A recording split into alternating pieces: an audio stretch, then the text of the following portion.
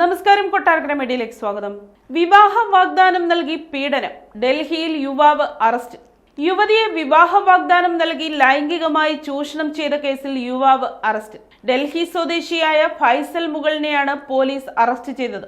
Uttar Pradesh സ്വദേശിനിയും BA 2ാം വർഷ വിദ്യാർത്ഥിനിയുമായ യുവതി നൽകിയ പരാതിയുടെ അടിസ്ഥാനത്തിലാണ് പോലീസ് ഇയാളെ അറസ്റ്റ് ചെയ്തത്. 2021 ജൂണിലാണ് യുവതി യുവാവിനെ ഫേസ്ബുക്കിലൂടെ പരിചയപ്പെട്ടത്. പേരുമാറ്റി രാഹുൽ എന്ന പേരിലാണ് യുവതിയുമായി അടുപ്പം സ്ഥാപിച്ചത്. ഇരുവരും തമ്മിൽ പ്രണയബന്ധം ആരംഭിച്ചപ്പോഴും തന്റെ യഥാർത്ഥ പേര് വെളിപ്പെടുത്താൻ യുവാവ് തയ്യാറായില്ല. 2022 യുവാവ് യുവതിയെ ഒരു ഹോട്ടലിൽ വിളിച്ചു വരുത്തി ലൈംഗികമായി ചൂഷണം ചെയ്തു. 2023 ഡൽഹിയിലെത്തിയപ്പോൾ വീണ്ടും യുവതിയെ യുവാവ് ലൈംഗികമായി പീഡിപ്പിച്ചു. ഗർഭം അലസിപ്പിക്കുന്നതിനായി ചില മരുന്നുകളും യുവതിക്ക് യുവാവ് നൽകി.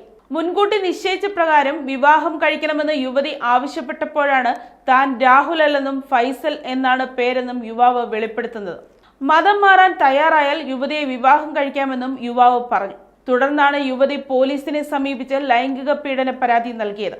വേറെ യുവതികളെ ഫൈസൽ കബളിപ്പിച്ചിട്ടുണ്ടോ എന്ന് പോലീസ് അന്വേഷിക്കുന്നുണ്ട്.